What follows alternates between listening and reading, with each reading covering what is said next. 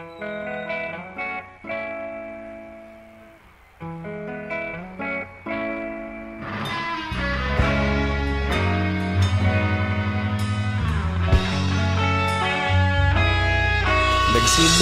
ang lahat sa eskwela, nagsama-samang 12 sa kalokohan at sa tuksuhan, hindi maawat sa isa't isa. Madalas ang standby sa cafeteria, isang barkada na kay saya. Laging may hawak-hawak na gitara, konting udyok lamang kakanta na.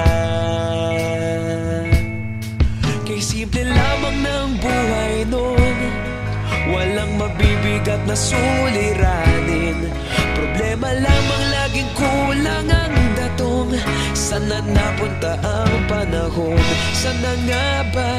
Sana nga ba? Sana napunta ang panahon?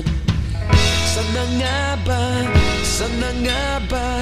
Sana napunta ang panahon? Sa unang ligaw kayo'y magkasama, magkasabwat sa pambobola. Walang sikreto kayong tinatago, okay sarap ng samahang barkada. Nagkawatakan na sa kolehiyo, kanya-kanya na ang lakaran. Kahit minsan na lang kung magkita, pagkakaibigay hindi nawala. At kung saan na napadpad ang ilan, sa dating eskwela meron din naiwan. Meron pa ng mga ilang nawala na lang, nakakamiss ang dating samahan. Sana nga ba? Sana nga ba?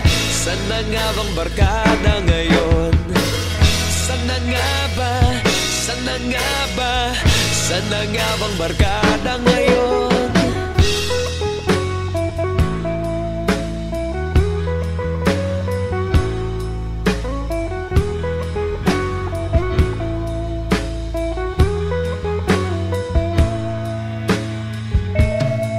Ilang taon din ang nakalipas, wala pa sa aming tatay na nagsusumikap upang yumaman at guminhawang kinabukasan.